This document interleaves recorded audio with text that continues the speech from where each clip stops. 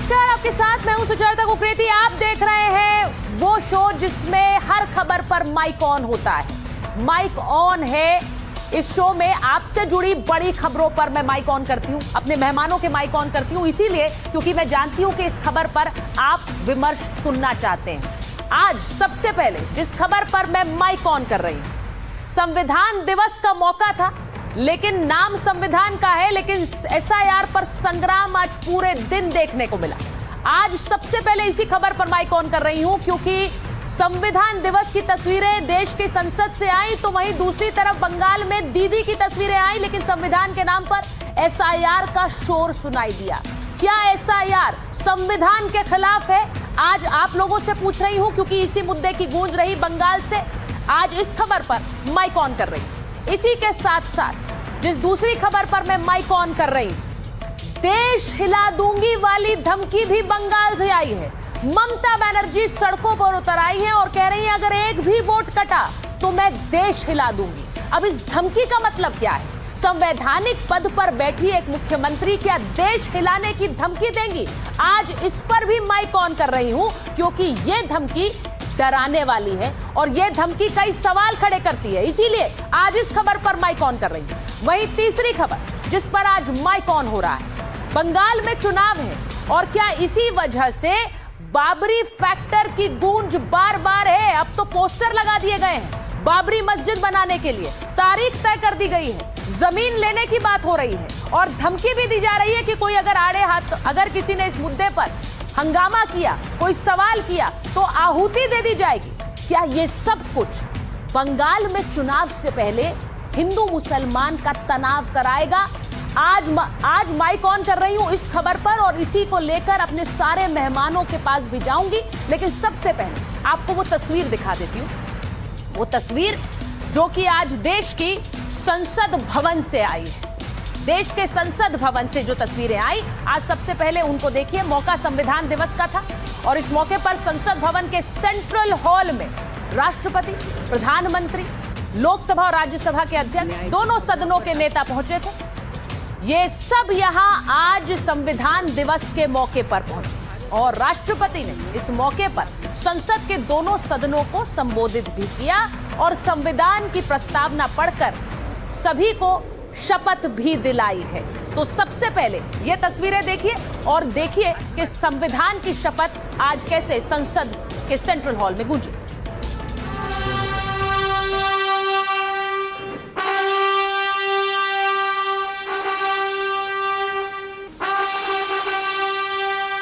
शपथ का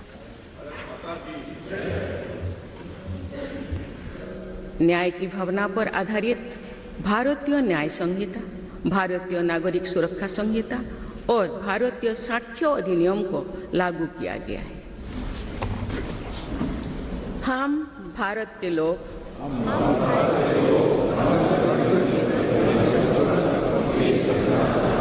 और आत्मा। तो एक तरफ संसद में संविधान की शपथ ली गई तो दूसरी तरफ देखिए बंगाल में क्या हो रहा था। ममता बनर्जी सड़कों पर उतर आई थी और ममता बनर्जी ने संविधान दिवस पर बड़ी चेतावनी दे दी। मतलब दिन तो संविधान का था लेकिन बात एसआईआर की हो रही थी। ममता बनर्जी सड़कों पर उतरी और कह रही है कि 2029 में बहुत भयंकर लड़ाई होगी। ये तस्वीरें जरा ममता बनर्जी की देख लीजिए। ममता बनर्जी आज सड़क पर उतरकर क्या कह रही है? ममता बनर्जी कह रही हैं कि एसआईआर की लड़ाई, ममता ने कहा 2029 में बहुत भयंकर लड़ाई होगी, तुम्हारी सरकार रहेगी नहीं। शकुनी मामा कहां छिपेंगे सोच लीजिए। बंगाल पर आघात को खुद पर आघात मानूंगी, ये ममता बनर्जी कह रही है। पूरा भारत मैं हिला दूंगी। याद रखना, केवल ममता बनर्जी, सोचिए जरा, पश्चिम बंगाल की मुख्यमंत्री ममता बनर्जी इस तरह की धमकी दे रही हैं। वो कह रही है कि पूरा देश हिला दूंगी अगर हम पर हमला किया, एक भी वोट कटा। अब देश में एक राज्य की मुख्यमंत्री इस तरह से देश हिलाने की धमकी देती है, इस पर बहुत सी प्रतिक्रियाएं आई हैं। आज इस खबर पर इसीलिए माइक ऑन कर रही हूं, लेकिन सिर्फ वही नहीं है, उनके मंत्री क्या कह रहे हैं। उनके मंत्री मोहम्मद सिद्दीकुल्ला चौधरी ने क्या कहा? वो कह रहे हैं कि नाम की कटौती होगी तो आग से खिलवाड़ होगा। हम इसे बर्दाश्त नहीं करेंगे, ये कह रहे हैं सिद्दीकुल्ला चौधरी। अब इसका मतलब क्या है? आग से खिलवाड़। सही नाम होना चाहिए, नाम की कटौती होगी तो हम इसे बर्दाश्त नहीं करेंगे। अब एसआईआर की प्रक्रिया तो इसीलिए है ना, इसीलिए है कि सही नाम रहे और गलत नाम कटे। लेकिन अगर मंत्री साहब तय करेंगे कि कौन सा नाम सही और कौन सा गलत, तो फिर तो वहां जिस तरह की तनाव होगी वो अभी पश्चिम बंगाल में नजर आने भी लगी है। सवाल एक तरफ ये कि संविधान बचाने की बात करने वाली ममता बनर्जी संविधान दिवस पर ही सियासत क्यों करने लगी? ममता को कहीं एसआईआर में कटने वाले नामों का या कहीं वोटों का डर तो नहीं सता रहा है कि उनके वोट कटेंगे? क्योंकि अभी तक क्या हुआ जरा वो देख लेते हैं। अब तक 14 लाख फॉर्म वापस जमा नहीं हुए हैं एसआईआर की प्रक्रिया में पश्चिम बंगाल में। ईसी ने इन्हें गैर हाजिर, डुप्लीकेट या मृत वोटर बताया है। करीब 6,70,000 वोटर मृत पाए गए। सोमवार को यह आंकड़ा 10,33,000 था। आयोग के मुताबिक आने वाले दिनों में संख्या बढ़ेगी। अब तक के आंकड़ों के मुताबिक क्या 14 लाख नाम कटेंगे? अब यही वो सवाल है जिसकी वजह से विपक्षी पार्टियां एसआईआर को रोकना चाह रही हैं, क्योंकि सवाल वोटों का है। तभी तो जब बात नहीं बनी तो केरल, पश्चिम बंगाल, तमिलनाडु की सरकार भी सुप्रीम कोर्ट पहुंच गई। लेकिन चुनाव आयोग ने वहां भी सख्त लहजे में जवाब दिया। अब जरा सुनिए कि सुप्रीम कोर्ट में एसआईआर को लेकर ईसीआई ने क्या कहा, इलेक्शन कमीशन ऑफ इंडिया ने क्या कहा है। उन्होंने कहा है कि राजनीतिक दल अनावश्यक डर फैला रहे हैं, अनावश्यक तथ्यों को बढ़ा चढ़ाकर प्रचारित किया जा रहा है। एसआईआर एक नियमित और आवश्यक प्रक्रिया है। इलेक्शन कमीशन कह रहा है कि मतदाता सूची को ज्यादा सटीक बनाना हमारा उद्देश्य है। अब साफ है कि जैसे बिहार में विपक्षी पार्टियों ने एसआईआर रुकवाने के लिए जोर लगाया, कोर्ट ने इसे रोका नहीं, वैसे ही अब देश में हो रहे एसआईआर सर्वे को लेकर भी एक माहौल बनाया जा रहा है। लेकिन एक तरफ एसआईआर पर जंग है तो दूसरी तरफ पश्चिम बंगाल में बाबरी पर भी बवाल मचा हुआ है। आज ये इसलिए कह रही हूं क्योंकि बंगाल में चुनाव से पहले एक तरफ एसआईआर, दूसरी तरफ बाबरी। ये क्यों हो रहा है? ममता बनर्जी के विधायक ने पहले बाबरी मस्जिद बनवाने का ऐलान किया और अब ये पोस्टर जारी कर दिए। जो पोस्टर आप देख रहे हैं ये पश्चिम बंगाल में जगह जगह लगा दिए गए। सवाल है कि एक तरफ एसआईआर का विरोध, दूसरी तरफ बाबरी की बात। बंगाल में आखिर कैसी सियासत को धार दी जा रही है, जरा ये आप खुद सोचिए। इसी पर सारे माइक ऑन कर रही हूं और ये भी बता रही हूं कि पश्चिम बंगाल के राज्यपाल हमारे साथ जुड़ेंगे। ममता बनर्जी और उनकी धमकी को लेकर वो क्या कहते हैं? वो खुद गए थे बॉर्डर पर देखने कि क्या वाकई घुसपैठिए देश छोड़कर भाग रहे हैं एसआईआर के डर से। इन सब पर बात करूंगी, पहले ये रिपोर्ट देखिए।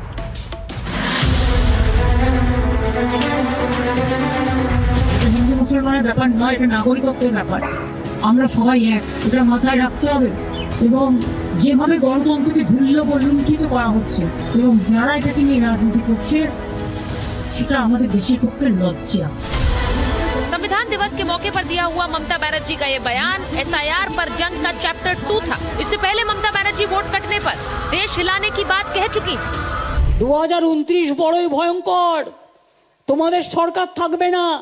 শকুনি মামারা সেদিন কোথায় পালাবে এখন থেকে ঠিক করে জায়গা রেখে দাও। আমায় বাংলায় আঘাত করলে, কারণ মানুষকে আঘাত করলে আমি মনে করি আমাকে আঘাত করছে। আমাকে আঘাত করলে আমি সারা ভারতবর্ষ হিলিয়ে দেবো।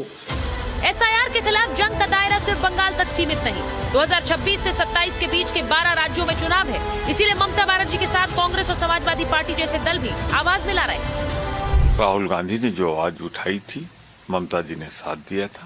आज ममता जी उठा रही हैं, हम भी उनका साथ देंगे। इस तरह का नंगा नाच एसआईआर के नाम पर हो रहा है, वो तो बर्दाश्त नहीं किया जाएगा। तो अगर इस चोर दरवाजे से सत्ता में बैठकर देश पर शासन करना चाहते हैं तो लोकतांत्रिक ढंग से हर कदम पर सड़क से सदन तक विरोध। लोकतांत्रिक व्यवस्था में विपक्ष को आवाज उठाने का हक है, लेकिन क्या लोकतंत्र के नाम पर आग लगाने की धमकी जायज है? ममता बनर्जी के मंत्री तो यही कर रहे हैं। सही नाम होना चाहिए, नाम की कटौती होगी, आग से खिलवाड़ होगा, हम इसे बर्दाश्त नहीं करेंगे। एक तरफ ममता के मंत्री एसआईआर को आग से खिलवाड़ बता रहे हैं तो दूसरी तरफ ममता की पार्टी के विधायक हुमायूं कबीर 6 दिसंबर को नई बाबरी मस्जिद की बुनियाद रखने की बात पहले ही कर चुके हैं। तमाम विरोध के बावजूद उसका पोस्टर भी जारी कर दिया गया। इन दोनों पर सबसे खास है ममता की चुप्पी। सवाल है कि क्या एसआईआर और बाबरी मस्जिद पर बयान के जरिए बंगाल में ध्रुवीकरण की कोशिश हो रही है? क्या एसआईआर को एनआरसी बताकर 2026 में बंगाल में और 2027 में उत्तर प्रदेश में हिंदू मुसलमान की राजनीति पर ही चुनाव होगा? और मेरे साथ जो मेहमान जुड़ने वाले हैं, मैं एक बार फिर से आपको बता दूं कि पश्चिम बंगाल के गवर्नर हमारे साथ जुड़ेंगे, सीवी रमन बोस। लेकिन पहले मैं आपको बता दूं कि मेरे साथ माइक ऑन है में जो मेहमान जुड़ रहे हैं, जिनका माइक ऑन है आज की खबर पर। हमारे साथ राधिका खेड़ा जी जुड़ रही हैं, बीजेपी की प्रवक्ता हैं। प्रोफेसर संगीत रागी जुड़ रहे हैं, राजनीतिक विश्लेषक है, दिल्ली यूनिवर्सिटी में प्रोफेसर हैं। हमारे साथ अभय दुबे जी जुड़ रहे हैं, प्रवक्ता हैं कांग्रेस पार्टी के। हमारे साथ अमित जमई साहब जुड़ रहे हैं, प्रवक्ता हैं समाजवादी पार्टी के। संजय शर्मा जी टीएमसी का पक्ष रखेंगे और सैयद जवाद साहब राजनीतिक विश्लेषक है, स्टूडियो में हमारे साथ है। बहुत बहुत स्वागत है आप सभी का। मैं सबसे पहले तो इसी बात पर आना चाहती हूं कि पश्चिम बंगाल में ममता बनर्जी कह रही है देश हिला दूंगी।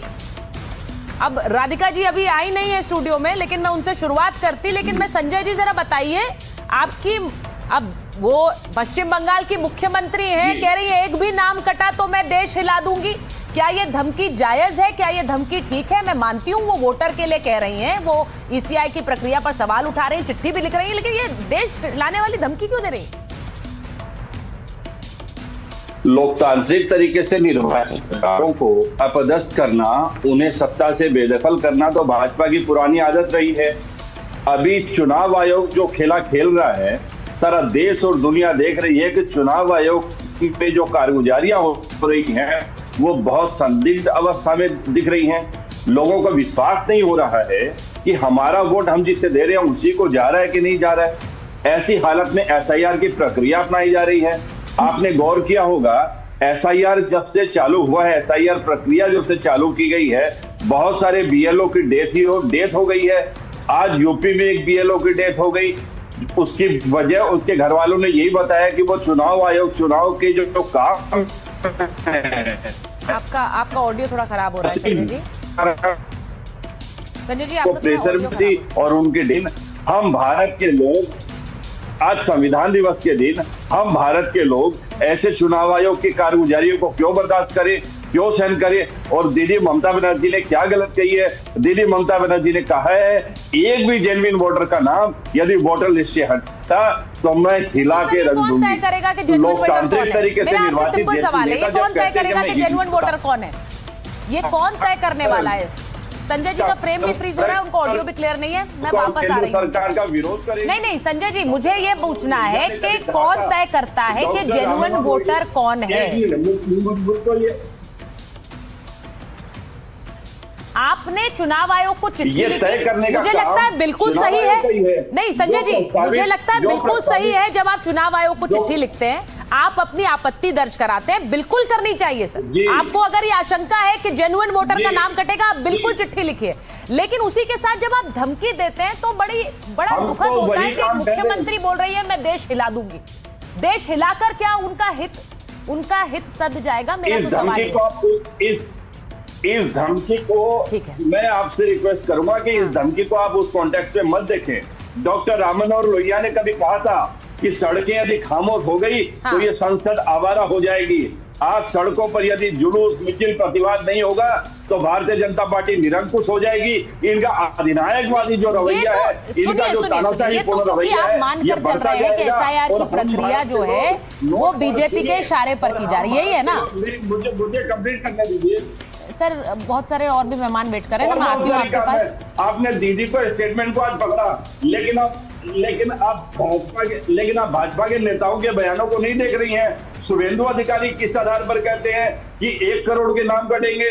भाजपा के प्रदेश। अच्छा ठीक है, आप ही का सवाल राधिका जी से पूछ रही हूँ। सुनिए, आपने सवाल पूछा, मैं वापस आ रही हूँ आपके पास। अभय जी को ले लीजिए स्क्रीन पर जरा। Sanjay ji, I am coming back to you. मैं एक बार राधिका जी के पास जा रही हूँ। प्लीज अभय जी और राधिका जी ऑन स्क्रीन। अभय जी जरा मुझे राधिका जी बताइए, शुभेंदु अधिकारी किस अधिकार से कह रहे हैं कि 1 करोड़ लोग कट जाएंगे? वो आप पर सवाल उठा रहे हैं कि आप लोग जानबूझकर अपने वोटर रखे। वही वाला आरोप है जो बिहार में भी लगा था।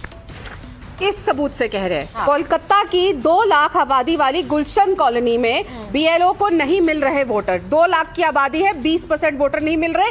और ये मेरे दस्तावेज नहीं है, ये अखबार में आया है।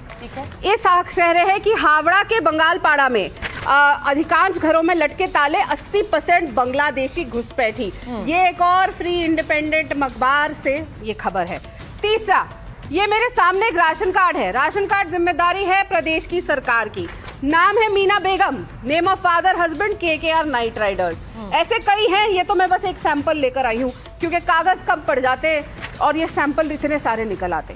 तो अगर आप धमकी देंगे, मैं आज आपको साफ कह दूं, ममता दीदी जो धमकी देती हैं, कभी बेटियों को कहती है रात को घर से बाहर मत निकलो, इस बात से हम कह रहे हैं कि बंगाल की हर एक बेटी उस मौदत के खिलाफ वोट देगी जो आज खुद जहां पे काली माँ को पूजा जाता है वहां पे वो महिला कह रही है आके कि घर से बाहर कैसे निकली, तो वो लड़कियों की जितनी आबादी है सब ममता बनर्जी के खिलाफ वोट देगी। जो बांग्लादेशी, और ये खुदा की इसलिए रहे हैं क्योंकि इनका वोट बैंक खिसक रहा है। ये जहां बड़े बड़े ताले लग रहे हैं, जहां के ये राशन कार्ड है, जहां के और वोटर आई कार्ड की ऐसे लाइनें लगी हुई हैं। इतने सारे BLO भी तो सामने आ रहे हैं, BLO प्रोटेस्ट कर रहे हैं, उन सब पे सवाल ना उठाए विपक्ष, उन सब पर कोई भी सवाल अगर उठाता है तो आप कहते हैं ये मोटिवेटेड है।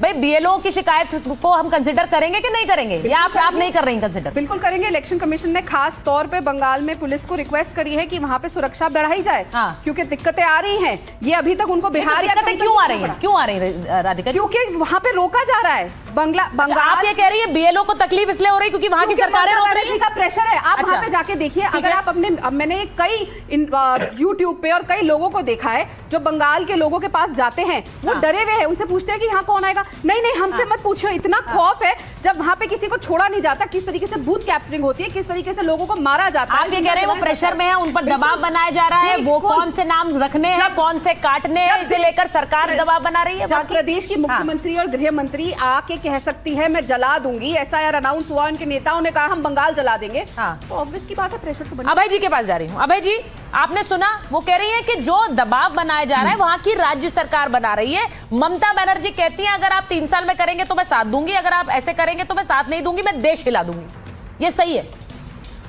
हाँ, देखिए, ये हमको आज संविधान दिवस है, देशवासियों को संविधान दिवस की बहुत शुभकामनाएं। 2 महत्वपूर्ण बातें बाबा साहब अम्बेडकर ने अपनी कंस्टिट्यूएंट असेंबली में संविधान सभा में कही थी, और ऐसा प्रतीत होता है कि शायद आज ही के लिए उन्होंने ये 2 महत्वपूर्ण बातें कही। 16 जून 1949 को इंडिया कोर्ट, अंबेडकर साहब ने कहा संविधान में ऐसा कोई प्रावधान नहीं है कि किसी धूर्त या मूर्ख व्यक्ति को ऐसी व्यक्ति की नियुक्ति रोक सके जो कार्यपालिका के इशारे पर काम करने वाला हो। चुनाव आयुक्त की नियुक्ति का आर्टिकल था 289, बाद में वो आर्टिकल 324 के नाम से जाना गया।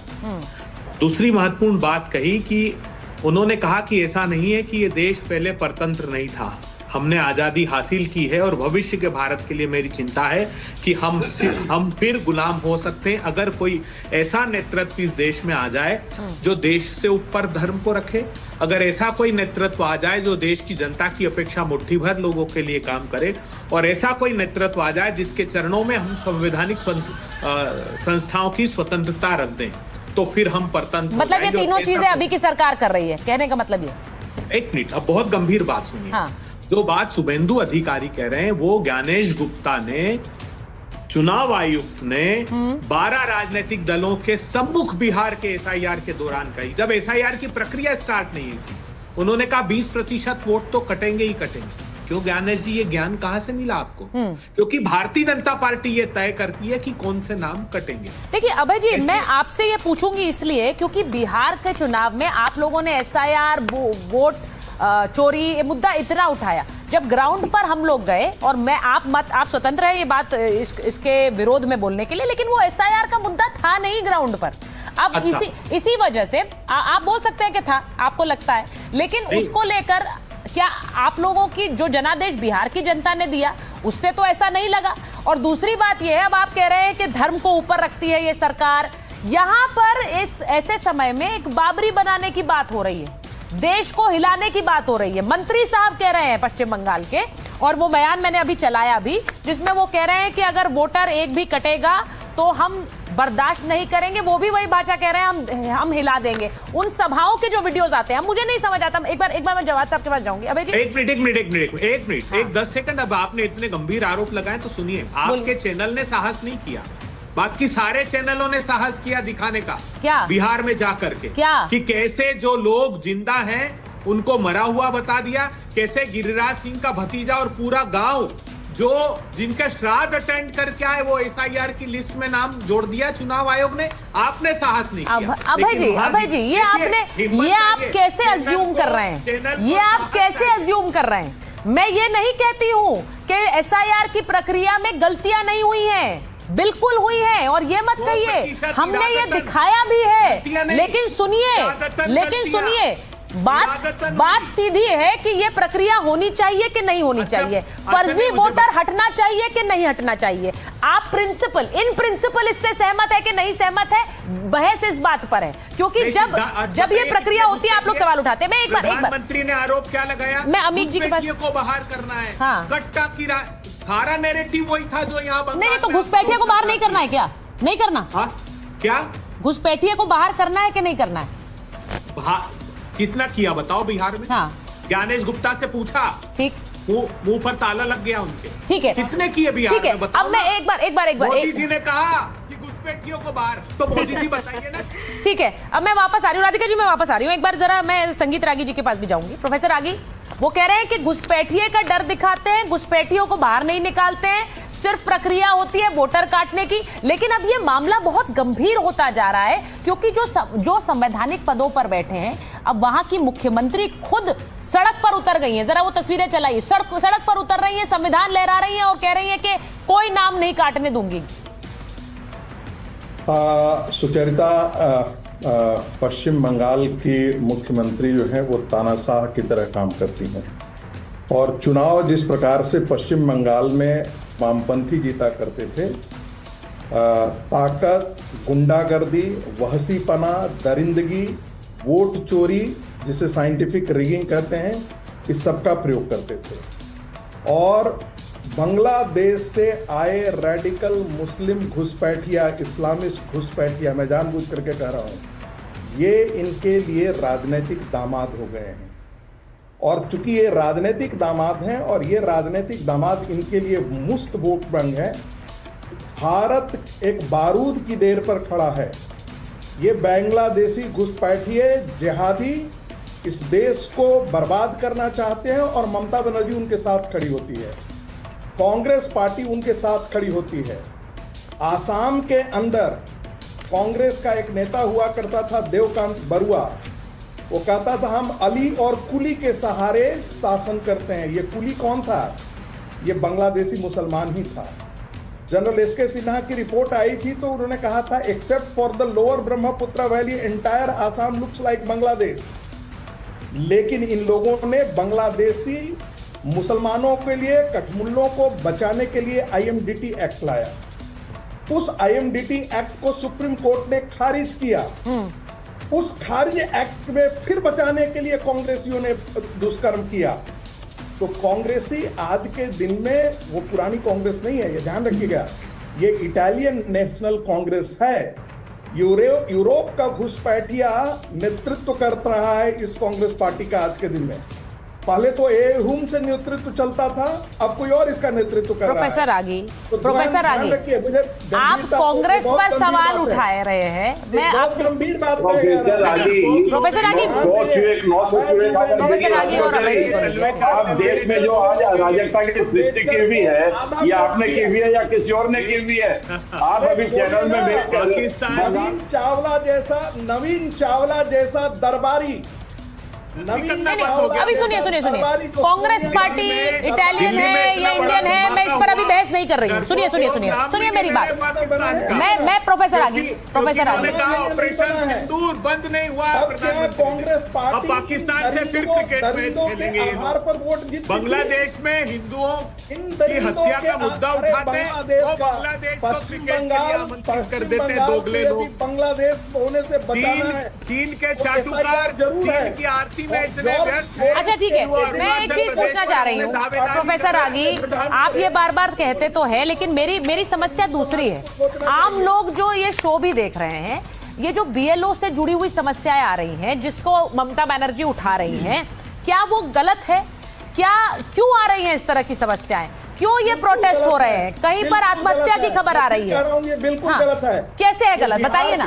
बिहार के अंदर क्यों नहीं बीएलओ ने आत्महत्या की थी? ठीक है, पर खबरें तो राजस्थान और मध्य प्रदेश से भी आ रही है। सरकार की खबरें तो राजस्थान और मध्य प्रदेश से भी आ रही है प्रोफेसर राजीव। गुजरात से भी आ रही है। जो महिला रेपिस्टों के साथ खड़ी गुजरात से भी आ रही है। जो महिला करप्ट अपने पुलिस मैं उनके बयान को और उनको डिफेंड नहीं कर रही हूँ, लेकिन ये भी बात सही है कि और राज्यों से भी खबरें आ रही है प्रोफेसर रागी। तो लोग तो पूछेंगे ना कि क्या इसमें कोई तथ्य है, ये सवाल तो पूछा जाएगा। एक बार मैं स्टूडियो में आ रही हूँ, जरा मुझे ये बताइए राधिका जी, जवाद साहब, ये जो बार बार पश्चिम बंगाल में चुनाव से पहले हमने कितनी चीजें देख ली हैं। वहां पर बोला जा रहा है अभी ये जो SIR को लेकर है, ममता बनर्जी सड़क पर उतर आ गई है, अखिलेश यादव भी उनका साथ दे रहे हैं। अमित जी के पास मैं जाऊंगी जरा, लेकिन उससे वहां पे बाबरी वाला दाव भी आ गया, बाबरी बनाएंगे। ये सब कुछ इशारा कर रहा है कि वहां पर एक हिंदू मुसलमान करने की कोशिश हो रही है। बिल्कुल हो रही है। और सभी को मेरा जय हिंद, जय संविधान। बात का आगाज अपने एक शेर से करता हूँ कि तुम्हारे जबर में और हमारे सब्र में एक जंग जारी है, ये तो मुस्तकबिल ही बताएगा कि पलड़ा किसका भारी है। देखिए, पश्चिम बंगाल के अंदर ममता बनर्जी जी को भी जो है वो ध्रुवीकरण की आइडियोलॉजी सूट करती है, चाहती नहीं कि सेकुलर पार्टीज आ जाएं। और ये जो नूरा कुश्ती पश्चिम बंगाल में करी जा रही है ध्रुवीकरण की, ये दोनों का इंटरनली गठजोड़ जो है वो मुझे लग रहा है। दूसरी बात, SIR के मुद्दे पे जहाँ तक बात आएगी तो SIR जो लोग करा रहे हैं, चुनाव आयोग करा रहा है, ज्ञानेश जी बताएं, ये जो 12 राज्य सेलेक्ट करे हैं उन्होंने, उसका आधार क्या है और इतनी जल्दबाजी क्यों है? और अगर इसको लेकर के मैं बहुत बड़ा एक आंदोलन देख रहा हूं देशव्यापी, जो आंदोलन खड़ा होगा उसको देख लेगा। आपकी हंसी जो है ना रोने में बदलेगी। जवाब साहब, जनता का आंदोलन है। नहीं, वो हंस रही है, मैं उनसे पूछूंगी। हाँ, वो हंसी जनता का आंदोलन, वो जनता का आंदोलन है या राजनीतिक दलों का? देखिए, इससे पहले जो आंदोलन हुआ, जनता कहाँ आक्रोशित हो रही है? सुनिए, जनता हर बार जो है आक्रोशित हुई है जब ये लेकर के आए। सुनिए, तो जब ये कोई बिल लेकर के आए, जब ये कोई ऐसी चीजें लेकर के आए, यही किसान बैठे रहे। 750 जन आंदोलन है, तो ये जन आंदोलन अब आपने बदल दिया, होने वाला है, होगा। आप कह रहे हैं होने वाला है, अभी आप कह रहे थे जन आंदोलन है। आंदोलन से पहले भी मैंने बताया था, NRC से पहले भी बताया था। NRC जब इन्होंने यही कह रही है, इनको आंदोलन होने वाला, इनको अरेस्ट करके कार्रवाई करेगी पुलिस। ये कह रही है कि NRC बिल्कुल होगा, और वो इसलिए होगा संवैधानिक तौर पे, जिससे जो समस्याएं लोगों की पैदा हो रहे हैं, BLO आत्महत्या कर रहे हैं और इतनी जल्दबाजी करी जा रही है। अभी मैं एक BLO की बहन का रोना देख रहा था, उसके घर में शादी होने वाली थी। जब ये कोई ऐसी चीजें लेकर के आते हैं, चाहे नोट 10 सेकंड हो गई, चाहे ये नोटबंदी लेकर के आते हैं, लाइन में लग करके लोग मरते हैं, GST लेकर के आते हैं, छोटे व्यापारी जहर खा लेते हैं, उसके बाद ये लेकर के आते हैं चंदा चोरी का कानून, सुप्रीम कोर्ट से थप्पड़ बजते हैं, उसके बाद लेकर के आते हैं कृषि कानून बिल, कृषि कानून बिल लेकर के आते हैं, 650 से ज्यादा किसान शहीद होते हैं। अब ये लेकर के आए जिसमें BLO आत्महत्या कर रहे हैं, लोगों को समस्या आ रही है। देखिए, जवाब सब होल्ड, मैं ये बोल रही हूँ कि अगर जनता आक्रोशित है और जनता सड़क पर उतरती है, जनता का एक गुस्सा है, इसे कोई नजरअंदाज नहीं कर सकता। लेकिन मैंने सवाल बड़ा क्लियर पूछा, ये जनता का गुस्सा है या पॉलिटिकल पार्टीज का गुस्सा है? मैं रुकिए, मैं एक बार मैं अमित जी के पास जाऊंगी, वो बहुत पेशेंटली इंतजार कर रहे हैं। मैं राधिका जी उसके आ रही हूँ, वो बहुत पेशेंटली इंतजार कर रहे हैं, बहुत देर से मैं उनके। अमित जी, ये समाजवादी पार्टी का गुस्सा है, TMC का गुस्सा है या जनता का गुस्सा है? मैं आपसे उम्मीद करता हूं कि जिस तरह से आपने हमारी राधिका बहन को रजनीगंधा से शब्दों में बहुत अच्छे सवाल पूछे हैं, थोड़ा हमको भी समय दीजिएगा बोलने के लिए। मेरे को तो जवाब देने का टाइम ही नहीं। देखिए सुचेता जी, समस्या क्या है? आप दोनों मेरे खिलाफ गैंग अप कर लीजिए। सुचेता जी, समस्या क्या है आदरणीय ममता बनर्जी साहिबा की या मेरे नेता माननीय अखिलेश यादव जी की जो समस्या है? हम सब की समस्या ये है कि SIR के नाम पे जो कुछ हो रहा है हमारे उत्तर प्रदेश में, आपको एग्जांपल बताऊं कि बीजेपी आरएसएस कर क्या रही है। 2022 में 89 सीट्स पे समाजवादी पार्टी 200, 600, 1000, 2000, 4000, 5000 करके हम 2.5 लाख वोटों से 2022 का हम चुनाव हार गए। अब आप ये सुनिए कि जब ये कहा जा रहा है कि 20% वोट काट दिए जाएंगे, पश्चिम बंगाल हो या उत्तर प्रदेश हो, बीजेपी का एक विधायक है हमारे योगी आदित्यनाथ जी का, बदलापुर से रमेश मिश्रा जी है, सुनिए आप क्या कह रहे हैं। ये जनाब कह रहे हैं, इस अभियान में तीव्र कटवाइए, जो विपक्षी हैं उनका नाम कटवाइए, इस अभियान में तीव्र गति से लग जाइए, मेरा कटवाइए, जो विपक्षी हैं उनका नाम कटवाइए। इस अभियान में डिजाइन ये है कि जो विपक्षी हैं, जहां उनका वोट का बेस्टन, उस वोट को फोकस करके भाजपा का विधायक कह रहा है सिस्टम से कि वो वोट कटवाइए। तो 20% मतलब आप समझती हैं 2.5 लाख वोटों से अगर हम पूरी विधानसभा हम हार गए, माननीय अखिलेश यादव जी मुख्यमंत्री बनने से रह गए, तो सीधे सीधे बीजेपी आरएसएस एक बहुत बड़े षड्यंत्र। आप नाम अमित भाई, आपने कौन से पुलिस स्टेशन में इसकी कंप्लेंट कराई है? क्या कोर्ट गए आप इस वीडियो को लेकर? कौन से पुलिस स्टेशन में कराई है? आप बताइए कहां पे कराई है? आपकी पार्टी ने नहीं कराई तो आपको आगे आना चाहिए एक रिस्पॉन्सिबल सिटीजन की तरह। अगर ऐसा वीडियो आपके पास है तो आपको पुलिस में, और ये बताइए कौन से थाने में, हम भी चेक करें वो कार्रवाई कहां तक पहुंची है।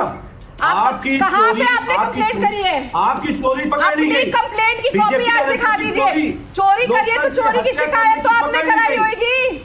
चोरी की शिकायत आपने कराई होगी अमित भाई। मैम यहाँ चेक करवा लेगी कि कार्रवाई कहां तक पहुंची। अगली बार सुचित्रा जी इसमें डिबेट कर लेंगे। अमित भाई को बुलाइएगा और मुझे साथ में। अच्छा, अब देखिए कंप्लेंट की कॉपी जरूर भेज दीजिएगा या ट्वीट कर दीजिएगा हमें टैग करके। अब देखिए, नहीं मैं एक सुप्रीम कोर्ट क्या जवाब देता है वो भी आपको पता है। बिहार में हुआ ना, सुप्रीम कोर्ट ने कहा कि एसआईआर होगा। आप जल्दबाजी में इतने आप अच्छा ठीक है, एक मिनट जवाब दे दें ना। सवाल जो है करा जरा चुनाव आयोग। देखिए आप सुनिए जवाब साहब, आप लोग अपनी बात अगर रखेंगे तो अमीर साहब का समय खा रहे हैं, वो फिर नाराज होंगे। अमीर साहब देख लीजिए, मैंने नहीं डिस्टर्ब किया है। अब आप मुझे अक्यूज मत करिएगा। सुनिए, मैं राधिका खेड़ा की पार्टी बीजेपी आरएसएस की जब चोरी पकड़ी गई, इनका गुस्सा आपने देखा मेरे ऊपर ही पूरा चला। अच्छा ठीक है, मैं एक चीज मैं अमित साहब से सवाल पूछ रही हूँ। You take the initiative। आप बताइए किसी पुलिस स्टेशन। अच्छा सुनिए राधिका जी, एक सेकंड। अमित जी, मैं बस आपसे एक गुजारिश करूंगी। ये वीडियो जो है, आप 2 दिन पहले मेरी डिबेट में आए थे, तब भी यही वीडियो सुना रहे थे। अब थोड़ा सा नया कुछ और भी लेकर आइए ना। बार बार वही वीडियो में डिबेट में चला रही हूँ। अरे ये कौन सी बात है? एफआईआर लाइएगा, डिजाइन समझा रहा हूं। नेक्स्ट टाइम एफआईआर अमित भाई। नहीं मैं उस पर आपत्ति नहीं जता रही, मैं बस ये कह रही हूँ कि वो वही चीज बार बार रिपीट हो रही है। दूसरी बात आपके लिए राधिका जी सवाल आएंगे अगर आप अगली बार एफआईआर लाएंगे। मैं अमित साहब, मेरा बस ये मानना है, अगर आप ये कह रहे हैं कि ये डिजाइन है, वोटर कटवाते हैं, इनके नेता को बयान भी आपने सुना भी दिया कि ये इनका डिजाइन है, ये अपने वोटर रखते हैं, आपके वोटर कटवाते हैं, तो बिहार में इन्होंने यही किया है। बेशक बिहार में, तो बिहार में जो जीत हुई है वो इसी वजह से हुई है। जनता ने नहीं डिसाइड किया, बिहार की जनता ने नहीं डिसाइड किया। सुचेता जी, बिहार की खुशी आपको मुबारक हो। मुझे 20 सेकंड दीजिए अपनी पार्टी की बिहार की खुशी बिहार की जनता को मुबारक हो सर, और हमें बतौर देशवासी मुबारक हो। जंगल रात से फिर बच गए तो खुशी तो होगी। अच्छा एक मिनट, हाँ आप मुझे 20 सेकंड दीजिए। बोलिए। हमारा ये कहना है कि एसआईआर का मकसद क्या है? एसआईआर का मकसद ये है कि एक भी वोट, चाहे पश्चिम बंगाल हो या उत्तर प्रदेश हो, वो छूटने ना पाए। जो बीएलओ का वर्कफोर्स की जो कमी है, जिस तरह से बीएलओ की आत्महत्याएं हो रही हैं, जिस तरह के सारे मामले आ रहे हैं, हमारा ये कहना है समाजवादी पार्टी का कि इलेक्शन कमीशन को एक निश्चित समय और बढ़ाने की तरफ बढ़ना चाहिए। अपील डालिए। वोट्स पूरे बीएलओ आ रहे हैं, गांव में फेंक के चल जाए फॉर्म। मेरे पास एक खबर आ रही है, मैं जरा बता रही हूँ। चुनाव आयोग ने खबर चला रही हूँ। चुनाव आयोग ने पश्चिम बंगाल में सुरक्षा को लेकर बढ़ती चिंताओं को देखते हुए कोलकाता के पुलिस कमिश्नर को चिट्ठी लिखी है। आयोग का कहना है कि 24 नवंबर को पश्चिम बंगाल के मुख्य निर्वाचन अधिकारी के कार्यालय में गंभीर सुरक्षा चूक हुई। उन्होंने सीधे पुलिस कमिश्नर को चिट्ठी लिखी है और वहां पर लॉ एंड ऑर्डर को लेकर चिंता व्यक्त की है और एक्शन लेना चाहिए, 48 घंटों के अंदर रिपोर्ट तलब की है। आयोग ने यह भी कहा है कि लोकतांत्रिक संस्थाओं और चुनावी प्रक्रियाओं से जुड़े हुए अधिकारियों की सुरक्षा सर्वोच्च प्राथमिकता होनी चाहिए ताकि चुनावी कार्य बिना किसी व्यवधान के संपन्न हो सके। अब क्या वहां पर सरकारी अधिकारियों को काम नहीं करने दिया जा रहा है? मेरा सवाल ये है, ये क्यों चिट्ठी लिखने की जरूरत पड़ी है? जरा संगीत रागी जी आप बताएंगे। शुरुआत में नहीं, मैं प्रोफेसर रागी के पास एक बार जा रही हूँ। प्रोफेसर रागी, अभय जी और प्रोफेसर रागी। देखिए सुचरिता, संजय जी आ रही। पश्चिम बंगाल में यदि आप वाकई लोकतंत्र को जीवित रखने देना चाहते हैं तो उसकी 2 शर्तें बहुत जरूरी है। एक तो ममता बनर्जी को डिसमिस कीजिए, वहां पर राष्ट्रपति शासन लगाइए, और वोटर लिस्ट जो है उसका प्यूरिफिकेशन होना चाहिए। ये जितने बैठे हुए बांग्लादेशी कटमुल्ले जो पश्चिम बंगाल में घुसपैठ करके वोटर बन गए हैं, उन सबको बाहर फेंकिए। उनको हिंद महासागर में भेजना है, उनको हिंद महासागर में भेजिए, अरब सागर में भेजना है, अरब सागर में भेजिए, लेकिन उनको भारत में नहीं होना चाहिए। बांग्लादेशी देश के लिए कटमुल्ले कह रहे हैं, उसमें क्या है? आतंकवादी एक मिनट रुकिए, एक सेकंड जवाब साहब, एक मिनट, एक वो कंप्लीट कर। नागरिक नहीं है उसे वोट देने। भाई जो देश का नागरिक नहीं है उसे निकालिए, वो कह रहे हैं, इसमें आपत्ति क्या है? अभी तक निकाले, जहाँ जहाँ चुनाव होते हैं वहीं घुसपैठी आते हैं। भारतीय जनता पार्टी का एजेंडा लेकर के, भारतीय जनता पार्टी का एजेंडा। जल्दी से जवाब दे दीजिए, वो वैलिड सवाल पूछ रहे हैं, वो कह रहे हैं आप लोग चुनाव में हमेशा घुसपैठियों की बात करते रहते हैं। अच्छा एक सेकंड सुनिए, जवाब दे रही है। इसका जवाब रागी साहब, एक सेकंड। 20 साल पहले ममता जी ने देश की संसद में इसका जवाब दिया था। आप दिला दूं, उनका गठबंधन आपसे था ना ममता जी का? 1 मिनट बता रही गठबंधन आपसे था ना? रागी जी बोलने दीजिए। गठबंधन आपसे था। रागी जी एक सेकेंड, रागी साहब एक सेकेंड। गठबंधन तो भारतीय जनता पार्टी से। ये वीडियो है कांग्रेस की सरकार का, जब ममता बनर्जी ने स्पीकर के मुंह पे संसद में तमाशा करके ऐसे कागज उड़ाए थे। किसके साथ थी सत्ता में? मत बोलिए, आपको सच नहीं सुना जा रहा। क्यों नहीं सुना? उन्होंने तब भी जो दिल्ली में दंगे नहीं जवाब दे रही है, इस तरह से मत करिए। जवाब साहब इस तरह से मत करिए, याद रखिएगा। धमकाएंगी भी, धमकाएंगी भी, महिला की शक्ति धमकाएंगी भी। आप तो देश को धमका रहे हैं कि यहाँ पे आंदोलन होगा, जब देश की जनता आंदोलन कांग्रेस के भीतर हो रहा है। क्यों डर लगता है? कृष्णा अल्लावरू को बाहर निकालो, राहुल गांधी अभी कहा, अरे लीजिए अभय जी, मैं अभय जी के पास जा रही हूँ, आप स्क्रीन पर नहीं है। एक मिनट रुकिए, जल्दी से बोलिए। हाँ जल्दी से बोलिए। आंदोलन तो बिहार के अंदर कांग्रेस के अंदर हो रहा है, जो आज भी मीटिंग हुई है कि कृष्णा अल्लावरू ने कितने पैसे लिए, महादेव ऐप सट्टा के मुखिया चीफ जो है उसके लिए रिस्पॉन्सिबल देवेंद्र यादव, जो जेल भी रह के आए हैं दंगे भड़काने के लिए छत्तीसगढ़ में, वो प्रभारी बनाए गए, कितनी सीटें उन्होंने बेची, उसके लिए क्या आपने क्या किया वो आप नहीं देखेंगे। राजगढ़ में समय बहुत कम है। सिद्धारमैया वर्सेस डीके, फिर कृष्णा अल्लावरू, भाई वो तो कहाँ चली गई हैं? अभय जी बोले, बताइए जरा, जल्दी से जवाब दे दीजिए। आप बहुत सारे मुद्दे हो गए आपके लिए कवर करने के लिए। हाँ देखिए, बहुत डरपोक लोग हैं ये। दिल्ली में धमाका किया पाकिस्तान के आतंकवादियों ने, मोदी जी ने मुंह सील लिया। क्यों? क्योंकि उन्होंने कहा था कि ऑपरेशन सिंदूर अभी जारी है। आप तो कपड़े बदले थे 3 बार। सुनिए ना, बोलने दीजिए ना, बोले 1 मिनट सुनिए। इतने डरपोक लोग हैं, चीन ने इतना बड़ा हमला किया, अरुणाचल प्रदेश को चीन का हिस्सा बता दिया, लेकिन मोदी जी मुंह खोलने को तैयार नहीं। चीन के चाटुकार अभी भी आरती उतारने में लगे। हमारे गंभीर सवाल ये हैं कि एसआईआर के माध्यम से 26,000 औसत एक कंस्टिट्यूएंसी में वोट काटे हैं बिहार में। और ये हमने वोटर यात्रा, अधिकार यात्रा के समय ही राहुल गांधी ने कहा था कि ये चुनाव को चोरी करने की कोशिश है। और वो भैया, आप बतौर बिहार मीडिया प्रभारी थे, बताइए कृष्णा अल्लावरू के ऊपर आप लोगों ने क्या एक्शन लिया? जमीन पे आपके नेता बैठ गए, आपके यहाँ पे उन्होंने बोला कि दलितों का अपमान पप्पू यादव नहीं कर रहे हैं, आपने क्या किया? ठीक है, क्यों डर रहे हैं? अच्छा आप स्टूडियो में है, ये बात मैं भी मानती हूँ, जो स्टूडियो में होता है उसे एडवांटेज होता है, दूसरे को बोलने का मौका कम मिलता है। ये बात फैक्ट है।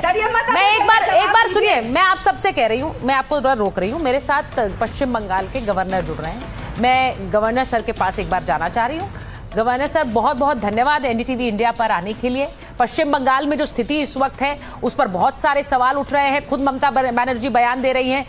आप तो खुद बॉर्डर पर गए थे, वहां पर क्या हो रहा है? घुसपैठिए जा रहे हैं क्या? क्योंकि एक अफवाह फैलाई जा रही है कि लोकल मुसलमानों को तंग किया जा रहा है। न्यूज़पेपर में मैंने ये पढ़ा, thousands of people belong to a particular community, वो भारत से रक्षा के लिए बांग्लादेश जाता है। ऐसा कुछ हालत नहीं है। मैंने खुद देखा, जो जिनको आइडेंटिटी कार्ड नहीं है, इंडियन सिटीजनशिप नहीं है, जो इलीगल माइग्रेंट्स, वो लोग यहाँ से बांग्लादेश जाता है, उनका रिकॉर्ड चेक करता है कि बांग्लादेशी है तो डिपोर्टेशन करेगा, नहीं तो भारत में रहेगा। भारतवासी लोग एसआईआर के बारे में बांग्लादेश जाना, वो एक कहानी गई, ठीक नहीं। नहीं सर, ममता बनर्जी कह रही हैं कि ये SIR नहीं है, ये NRC हो रहा है, लोगों को निकालने की प्रक्रिया हो रही है। आप सहमत हैं इससे? हमारे देश में जो रहेगा, कौन रहेगा, कौन नहीं रहेगा, इसके लिए हमारे सिटीजनशिप एक्ट है, रूल्स है। ये तो सिटीजनशिप एक्ट का साबित करने का एक्सरसाइज नहीं, ये तो अच्छा सच्चा वोटर्स कौन हो और फेक वोटर्स कौन हो, ये फाइंड आउट करने का एक्सरसाइज है। ये डेमोक्रेसी का इनएविटेबल पार्ट है। SIR should be welcome. देखिए, मुख्यमंत्री धमकी भी दे रही हैं, वो अब इसे चेतावनी भी कह सकते हैं। वो कह रही है मैं पूरा देश हिला दूंगी अगर इस तरह से कोई भी वोटर का नाम कटा। ये सही बात नहीं है, आप इसे कैसे देखते हैं? डेमोक्रेसी में डिफरेंस ओपिनियन होना यूजुअल है। मुख्यमंत्री ने थोड़ा एलिगेशंस नहीं तो कंप्लेंट्स दिया है, वो कंप्लेंट्स ऑब्जेक्टिवली एग्जामिन करना है, आवश्यक कार्यवाही करना है, SIR कंटिन्यू करना है। सर, मैं ये कहूंगी कि ममता बनर्जी धमकी दे रही हैं आप पर, आप खुद भी एक तरह से SIR की प्रक्रिया का समर्थन कर रहे हैं। आप कह रहे हैं कि जेन्युइन वोटर और जो असली वोटर है और नकली वोटर है उसकी पहचान करने के लिए ये बहुत ज़रूरी है। बहुत धन्यवाद सर, क्योंकि आपने समय निकाला। मैं एक बार ज़रा ये ज़रूर कहना चाहूँगी कि जो बात अभय जी मैं आ रही हूँ आपके पास, ये जो उन्होंने बात कही है, उन्होंने कहा ये घुसपैठियों को हटाने की प्रक्रिया नहीं है। आप लोग जो है बार बार कहते हैं, बार बार घुसपैठ, अब देखिए ये बात जो अभी सैयद जवाद साहब स्टूडियो में कह रहे थे, घुसपैठियों वाली बात आ जाती है। उन्होंने बड़ा क्लियरली बोला ये घुसपैठियों को हटाने की बात नहीं है, ये रियल वोटर और फेक वोटर की पहचान का है। तो इसमें गलत क्या कह रहे हैं? नहीं। मुझे लगता है उन्होंने बहुत क्लियरली ये बात बता दी कि अगला आप लोग बोलते रहते हैं घुसपैठियों को हटाएंगे, या फिर वो कह रहे हैं कि बॉर्डर पर पहुंच रहे हैं, वो खुद डर से पहुंच रहे हैं।